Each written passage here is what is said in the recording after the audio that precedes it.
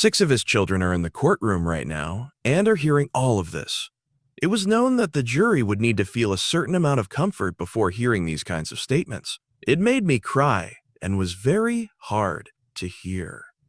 The 3 Combs sisters went to the trial for the first time to support their father emotionally, but after less than an hour, they got up, hugged each other tightly, and left the courtroom crying.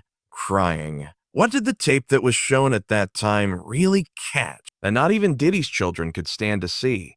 That video might be the most important piece of proof because it sets the scene for when we talk about force or coercion. Please move to the side. Please move to the side. Please give us more room. Please give us more room. Please give us more room. Even though it was early, the Manhattan Federal Court was quiet. Cassie showed a video that had not been seen before. It was said to be footage from a controversial freak-off that held the key to the accusations against Diddy. The prosecutor says that the video is important proof that shows a web of accusations against Diddy and family secrets. As soon as the tape was officially accepted as proof, the Combs family members' eyes got heavy, as if they knew something terrible was about to happen. Just a few minutes into the video, Delilah quickly covered her twin sister Jessie's eyes, but Chance and Justin couldn't take their eyes off the screen, where a familiar woman's face came out of nowhere. Was it Kim Porter? The witness says that on those drives, there were 8 videos of 8 celebrities at Diddy parties or freak-offs. 6 of the celebs were men and 2 were women. The drive also had a draft of what was supposed to be Kim Porter's biography, which her 4 children say is not real. Sound from the crowd quickly spread through the quiet chamber like a wave of sound. Then they all left the room without saying a word. There is still the question of what that video showed and why they ran away on their first visit to back Diddy. Under the dark sky of Manhattan, a lot of people gathered at the federal building to watch what seemed like just another day in the trial of Sean Diddy Combs. Outside, reporters fought for space, cameras flashed nonstop, and protest signs with the words "Justice for the Victims" flew high into the air. There were whispers of rumors going around the crowd, from interested bystanders to legal experts. Everyone could feel the tense atmosphere before a hearing that promised a lot of drama. There was not a single empty seat in the hall. Sketch artist pens flew across the paper quickly, cameras clicked in a steady beat, and the jury's eyes were fixed on every detail, ready to break it down. The air in that room with wood walls felt squished, and each breast felt like it was fighting to stay alive. There were no empty seats in the family section for the first time since the story broke. Diddy's 3 girls, Chance, Delilah, and Jessie, were sitting in the front row. Adieu. His son Justin Dorr Combs joined them.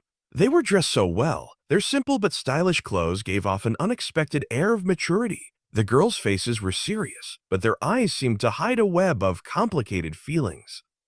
The media asked Chance about their presence, and he answered with a calm but firm voice. "We're here to help our dad out." But there was something unfinished in their eyes, a quiet void, as if they were holding back something much more important than what they were saying. Rachel Harper, the prosecutor, got up from the table of the prosecution.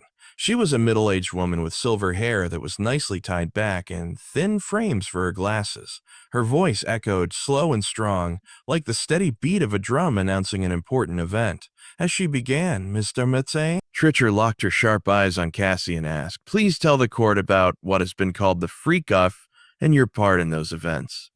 The whole courtroom seemed to hold its breath while they waited for her answer. Cassie took a deep breath and looked around the room. She quickly focused on Alex, who was sitting nearby, and his steady gaze gave her a sense of stability. Her voice was low and firm, as if each word had been carefully considered as she spoke. She pressed her lips together and spoke. "I met Sean in 2005, was 19 years old, and had just signed with Bad Boy Records. He was a big deal in the music business and had a lot of power. He said he would make me famous and take me to the top. I didn't get fame, though. It was a trick." She stopped and looked at everyone on the jury, as if she wanted them to fully understand how important what she was about to say was. "A year or so after we started dating, he took me to see someone he called the freak-off. He said it was a way to relax and try new things. For me, though, it was like a bad dream. I was so sleepy I couldn't wake up."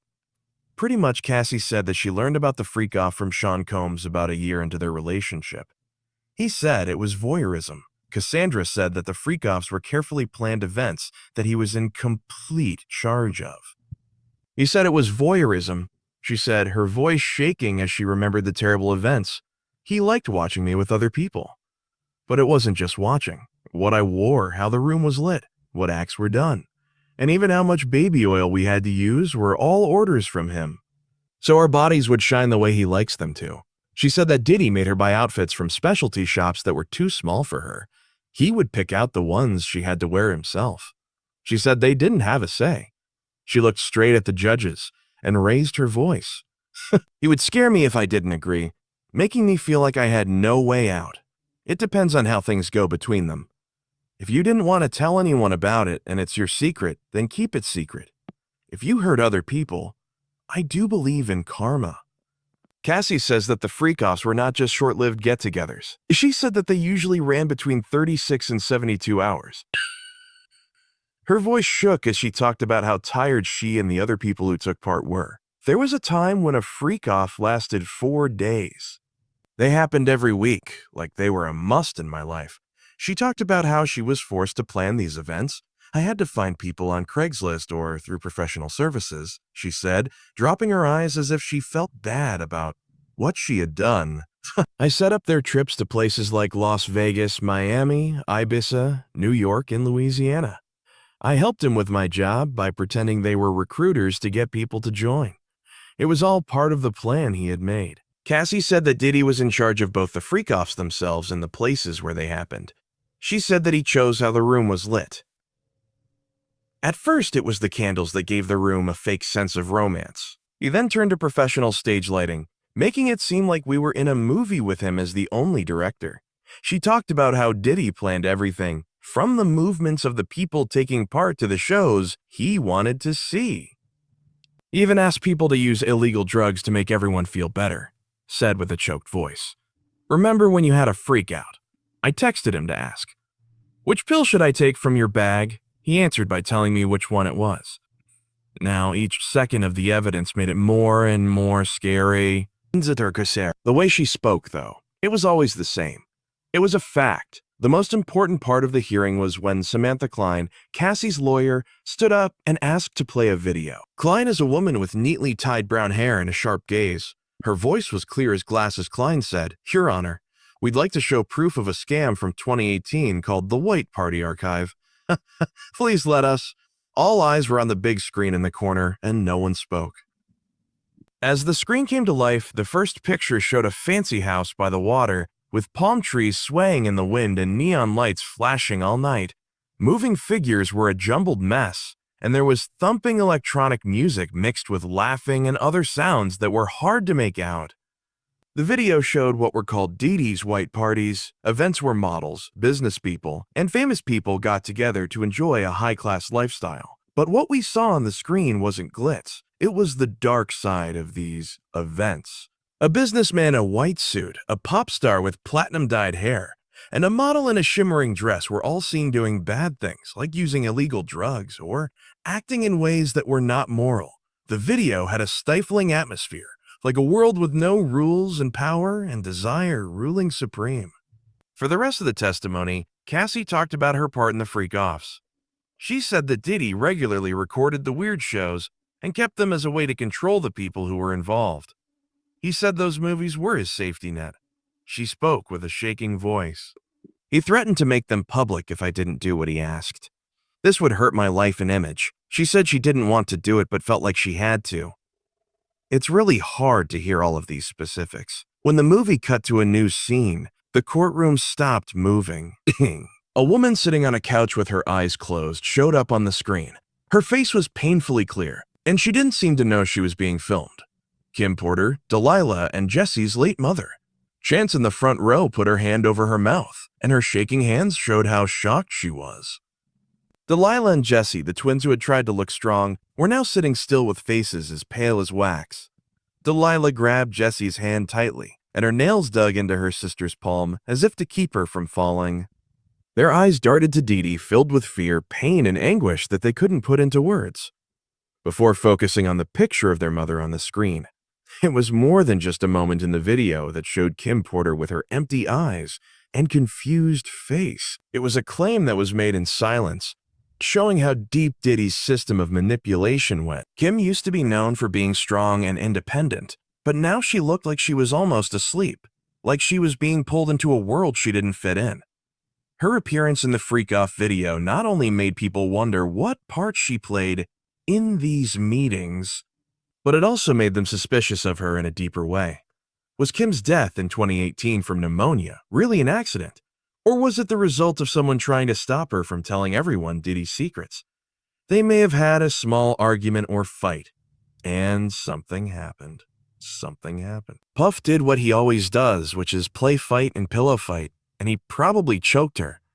No longer able to keep it together, Diddy slammed the table and stood up, making a loud screech as his chair tipped back. He yelled, "Stop the video right now." His voice was hoarse, and his eyes were bright red. "You can't do this while my kids are here," but Jesse's sobs, which were soft but sharp and cut through the air like a knife, canceled out what he was saying. Chance jumped to her feet, her eyes red with anger. She grabbed her shaking twin sisters and hurried them out of the courtroom. The hallway rang with the sounds of Delilah and Jesse's cries, a sad song that shook the room. One of the jurors bowed their head and put their hand over their mouth. Their eyes were filled with emotion. In the back row, a writer shook their head and said to a coworker, "This isn't just a trial, it's a tragedy."